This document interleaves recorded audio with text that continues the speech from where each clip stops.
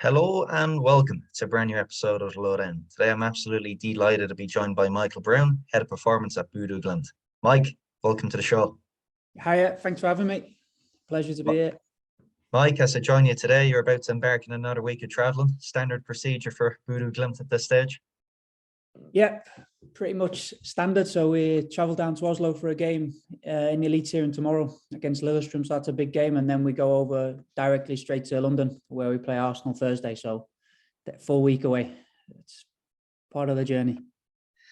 Absolute madness, as we were speaking about off camera. But I mean, if we're to get really back to the start as we begin with every podcast here, Mike, just a bit about yourself. I mean, what can you tell us about your earliest football memory? Well, that's a difficult one. It's kind of, football's always been here. It's something that's always been part of me. I think the biggest memory that I remember from a kid is the 1995 FA Cup final. It's the last time Everton won something. So as an Everton fan, that's something that sticks in most people's memories. But I remember watching that with a friend on my mum and dad's bed, and we just didn't really understand what was happening. We were 5 or 6, but just jumping around when Everton scored the winner in the game. So that's kind of the earliest sort of memory that sticks out to me when thinking about football. And obviously football being a passion of yours growing up, maximising human performance being another. How did both manage to intersect? I think as most little boys' dreams, the dream was to be a footballer. Was never really very good. I was better at the running and the without the ball stuff than with the ball stuff. So I was always a hard worker. So it was just something that was just natural for me. I wanted to be into sport. That was where I always felt comfortable. I loved being around the boys, loved being in the locker room. So it was kind of step into physio seemed like a logical way to start it. And then throughout my career now, I've moved over into performance side of things. And was there a range of different sports there, Mike, or was it always football all the way through? Football was the only one I was any good at, but I used to play anything I could. So it was the standard stuff. Your football team at schools it's then your hockey team, it's your rugby team. So anything at school, I played everything. Football was always the passion of mine. After I finished uni, I worked in rugby first before moving over to football. So that really spiked my interest in that. I thought that was unbelievable. And the respect I have for rugby league and the players, what they put them through is absolutely incredible what them guys do. So in terms of athletic development, that was something that from quite late really caught my attention as something that I had a bit of a passion for. But then, yeah, football's me. And as we were speaking off camera, I mean, one fairy tale you brought up was Everton's 1995 FA Cup final win. Another one is the one which you're living today at BODO Glimt. But it all started getting that call to adventure via LinkedIn. Could you tell us a bit more about that? Yeah, so I was working at Notts County. I was the first team physio at the time. It wasn't a great period for the club. They'd just gone into administration, so it was a bit of a sort of a strange environment to be in. I'd had a young kid at the time. He was only 6 months. So we were looking for something quite stable. And then the next bit's quite funny when I'm saying stable, but then I had a message from Northern Norway if I was interested in coming out and interviewing for a job. And then it was as simple as that. 2 weeks later, I was here. So it was unbelievable. Things moved very quickly. Something I noticed when I came out here, it was, for me, it's really important when you take any job to really understand it. But it's kind of like how much can you actually understand with just an hour meeting or a 2-hour chat. But here, the culture and what they explained was definite. It was, this is how we do it. This is what we want to do. This is how we think you can help us. And it was to kind of set the stall out. So for me, it was a no-brainer professionally. My wife took a little bit of convincing. But from a professional nature, it seemed like a club that was really going places. We were favourites, or one of the favourites for relegation in 2019 when I started before 2019. But for me, it's something I believed in the project, and I could see kind of the vision that the coach had, that the club in general had, and we finished second that year, and then went on to win the league in 2020 and 21, and then we've mentioned European success along with that. So it is a bit of a fairy tale at the moment. And that's such conviction and belief in the club which they had in themselves. Was that something you were taken back by at the time, Mike, or is that none too apparent in wider football nowadays? Yeah, no, I was taken aback from it a little bit, because before that, the structure of the club was quite small. It was almost a yo-yo club in between the two leagues. It had a lot of proud history as a Northern Norwegian team. It was the first Northern Norwegian team to win the cup final, and it's a big cultural team.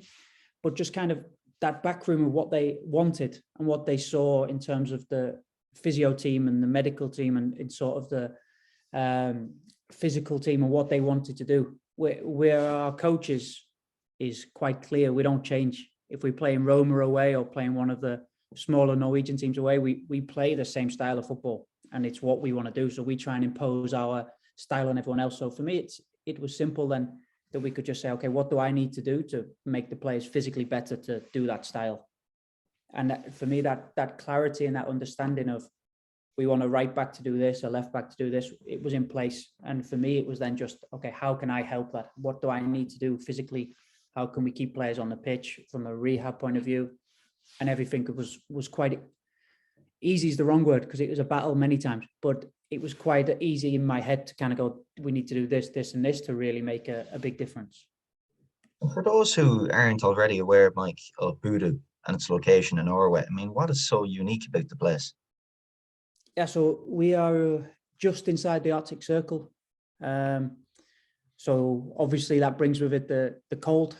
It's -19 in the winter, with 24 hours of darkness for 6 weeks.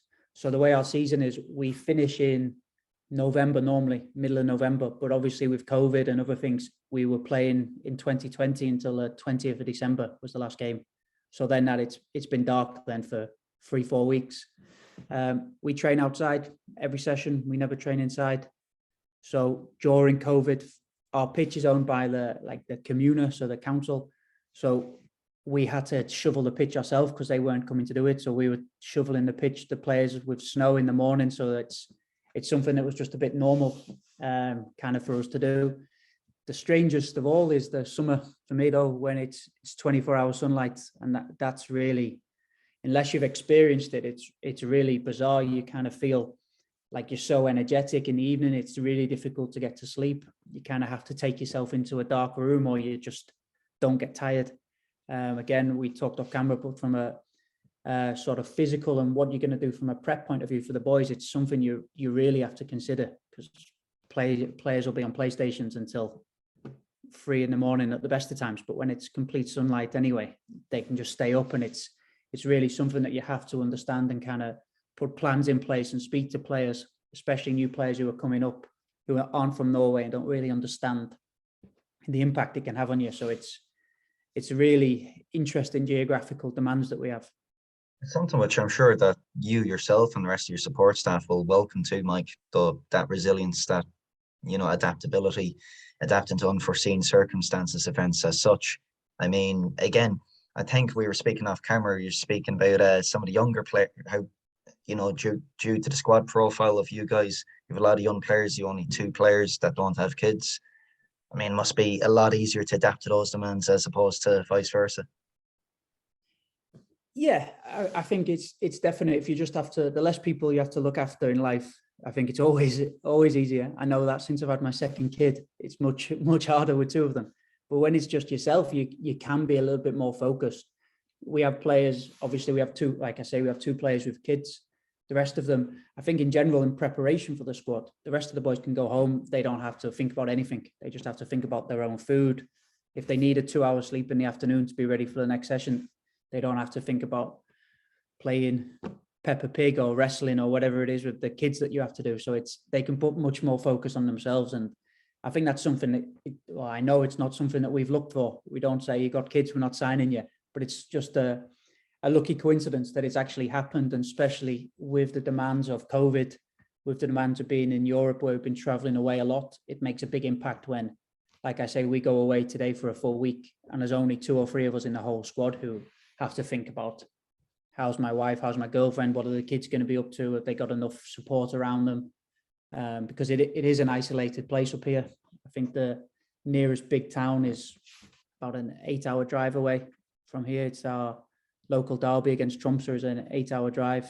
The flight is an hour flight, so it is isolated. So it's something that's makes a big difference with the young boys who are just, we just look after ourselves, pack up, brilliant. We get fed free for a week at the hotel. So it's something that it makes a big impact on us.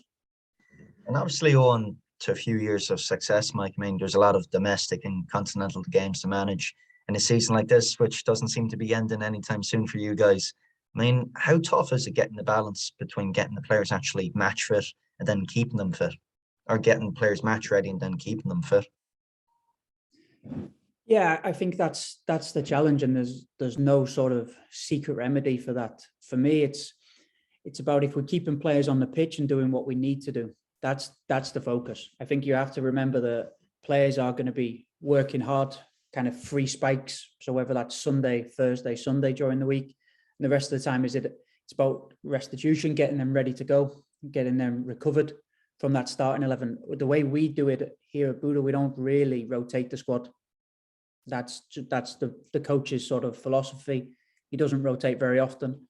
So again, as physical and medical staff, we know that we have to deal with that. So what are we doing for that starting 11? So we've come up with individual recovery plans for everybody, focused on them. So we've really changed our nutrition that we do up here, and we have nutrition plans, and we've made a really big effort this year to talk to the airline companies we use, because we have to charter most planes. So we're trying to save a little bit of time, whether when it's training, eat, travel, we're trying to utilize an extra meal on the plane. So we've tried to align that. Everyone knows and can complain about plane food or say stories about plane food, but we've tried to align that with what we're doing in sort of nutritionally for each player. So we try and make it as individual as we can.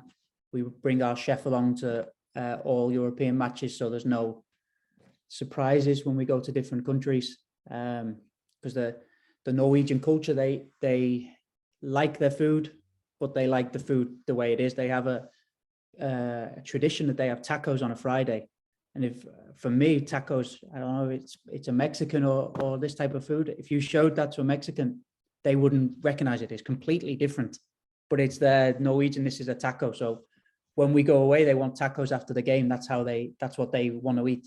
So we have to make sure it looks like a Norwegian taco, not what anyone else might interpret as a taco. So it's small details just to make sure that those players are actually getting the food in them, that they're recovering properly. The focus sort of for me and the physical team here is on the players who are not playing. What do we need to do to make sure if there's an injury, if the coach wants to make a tactical change, that them players are ready to go? And that's where we put a lot of our focus on. And it's not easy. For example, like this week when we're away, we're in a hotel, so we're relying on a hotel gym. We're relying on access to pitches that we're not too sure about for these players. For that whole week, we could be traveling and on quite bad artificial grass here. And then is that an additional risk by putting them on that type of stuff rather than keeping them there? So we have to be really detailed on their plan.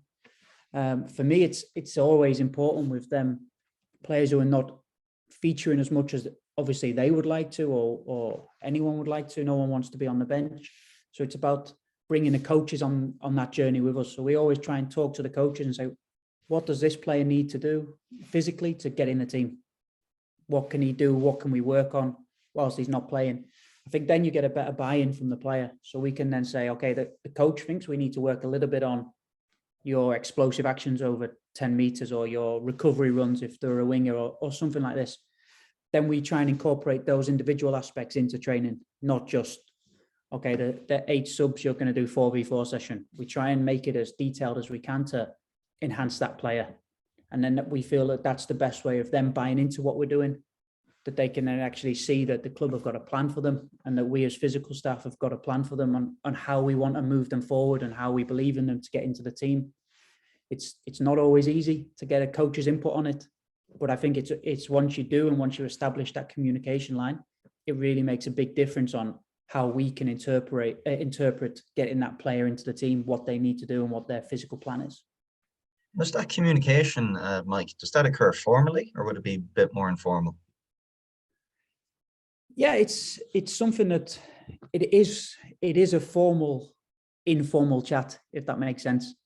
Any support staff who they know you have to wait for the right moment before you can kind of bring stuff up like this. We have our morning meetings and our end of training meetings where I come in and present sort of the plan for the day, the data, the who is going to be doing what for that day in terms of a injury, or if we're managing load.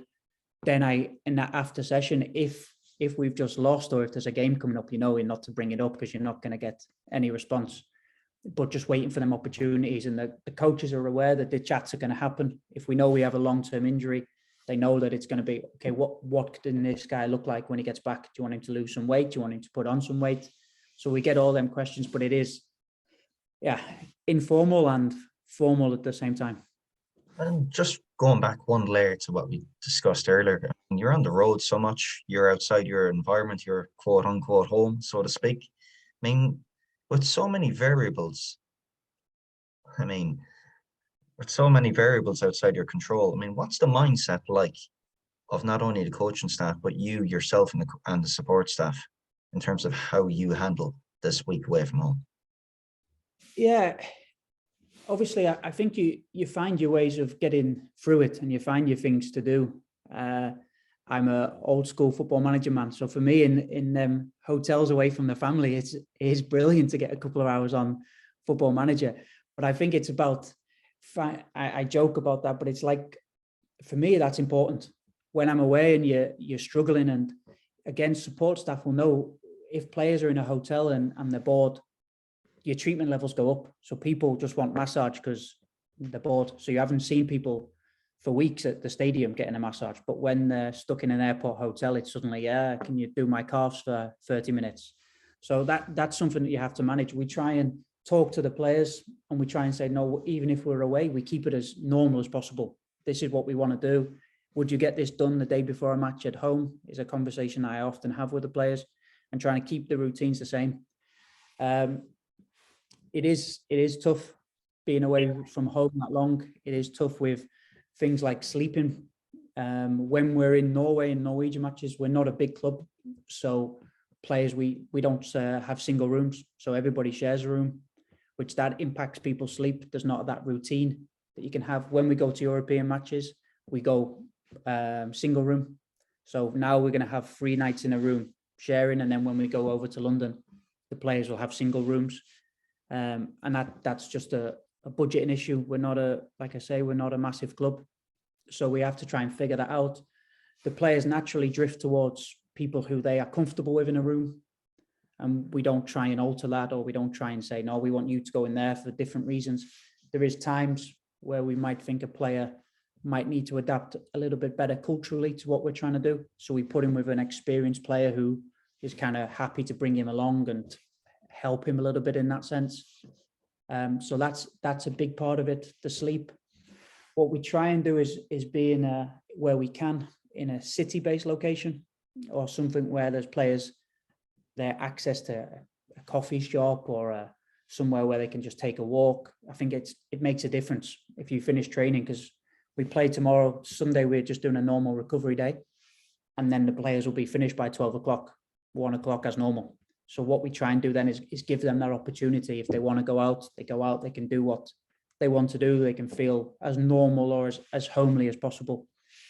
We try and utilize the time as any time when you have a lot of games to look at videos. So we try and work with them players one-on-one. Again, that's an important one for someone like myself to try, and the coaches are also bored at times.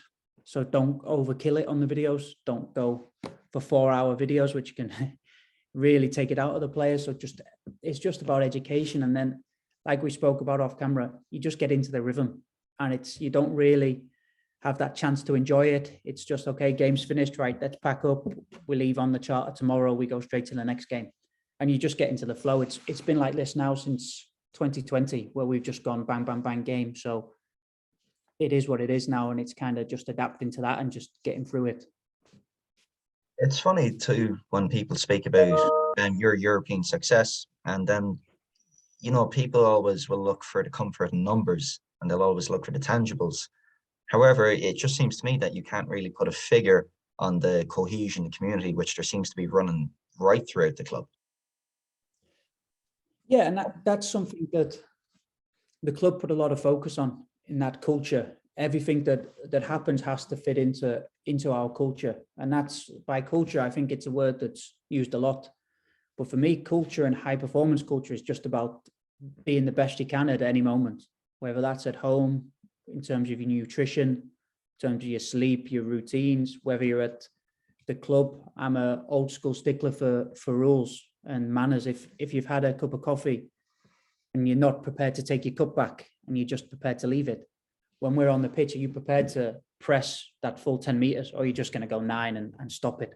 So I think everything starts in that culture, and it's driven by the head coach. Everything he does is demands standards from the players. So it's something that we carry on into the gym. Is it, if they're doing squats, are the boys happy to do the same 90K as they've always done? Or are they willing to push it a little bit more, go up to 95? It's something that we're always in every session is just, come on boys, can we go a little bit further? Can we do a little bit more today? And that's the mindset that everyone in the club has. And it's a real, from that first meeting, there's a real togetherness from everybody. Everyone is sort of valued. That's the Norwegian model. So everyone's opinion matters, sometimes a little bit too much. When here you kind of think there's 100 people discussing something that 3 of us could do, but it's really good that you can actually then, everyone feels part of it and everyone feels part of the journey that we're on. And 2, you'd have to say the location where you guys are, Mike, really acts as a filtering system. I heard you in a previous podcast before, and you were speaking about the club understands, and everyone at the club understands where they actually lie in the global football food chain. And that, in fact, it is really a stopgap for some players when they're coming. But that also feeds back into the mentality piece, as you spoke about, and the culture piece, being willing to go that extra mile. People have moved to that club. They're going there. They're willing to work. Yeah, exactly. I think the success we've had since 2019, we've sold players to the French top league, we sold a player to AC Milan. We've got players now playing in Germany, in Holland, all in top division. So I think people come here going, okay, this is a product that's going to help me with my career. So it's something that we already get that buy-in. Sort of physically, our model is a high press physical game. So when players come in, you kind of got a blank canvas and they go, okay, what do you think? How can you help me? And that's something that when we have the initial talk over a medical, is we have a plan for that player. And we said, this is where we want to take you. This is how we want to do it. This is how maybe we reduce your load at first so you get used to the football. But then I want you to do X, Y, and Z to really push and take your career. And like I say, we have a core group of players, but everyone's enjoying the journey. Don't get me wrong. And everyone likes playing. There's a real togetherness. But people are looking at that next option. And that's something that I think we have to embrace. The club have been fantastic at identifying when people are ready to sell, when we have got the next one coming through. And it's almost like an organic process where people are leaving, but the next one's there for the replacement. And we are then able to just make a bit of a conveyor belt at the moment, which is full credit to the club, full credit to the guys in the academy who are continually to bring up players. We've got 2 or 3 players now on loan at Eliteserien clubs, which is the top level in Norway, which when I first came in 19, our academy boys were being loaned to like 2nd division teams. But now our level is we are loaning them to other people in our club, which is in our league, sorry, which is for me is a massive thing that they're being exposed to the same level that we expect them to be at. And for you guys too, the team behind the team, I mean, do those development opportunities exist for you? Yeah, the team behind the team is a small one. We're a small team and we wear many different hats, and that's how we're doing it. We're doing a lot of juggling. We're really trying to hone our skills where we can. The club are so supportive in us, and they kind of back what we want to happen, how we want to improve ourselves, and what the service we deliver. When I first came, there was me, one other physical coach, and a physical coach in the academy. That was everyone we had in the full club. They've now invested in 4 full-time physios, which is additional to what we had, and an additional physical coach. So our team has gone from 3 to 8 in a 4-year period. It helps when we're making sales and we've got some money, but it also shows that they're not just spending it on a camera system or something that the coaches want, but they actually see the value in what we do and how we can actually keep players on the pitch.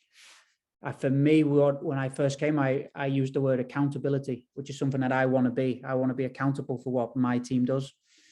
So I send out a monthly report, and it's a simple one. A lot of people will do the same, and it's just about what injuries we've had, what's our availability like, what's that availability like compared to the previous season, what are we doing right, what are we doing wrong. So I just make myself sort of give the numbers out there. We send it to the CEO, we send it to the board, the head coach, so they can kind of look at that and go, well, this time last year we had 78% availability. Now we've got 68. What's happened? And you can kind of go, yeah, well, we had an ACL at the beginning of the season, so that his numbers take us down every week. So it's just really important for me to show that, to show them numbers, to show the GPS, to show the players, show the coaches what the value that we can bring to them. And that's something that we try and do. Our doctor wasn't very happy at first. He was like, oh, then everyone knows that we don't have good availability. I was like, yeah, good, because then we can get better availability. So it's something that we put ourselves out there and kind of said, this is where we are. This is where we want to be. And we set quite ambitious targets, which for the most part we've met, which is good. And then we just add in that value to what the club can do. There seems to be an inherent understanding throughout this conversation, like that you yourself and people within the club understand at BODO, like what got you from A to B isn't going to be good enough to get you from B to C, and that the ceiling is always being raised.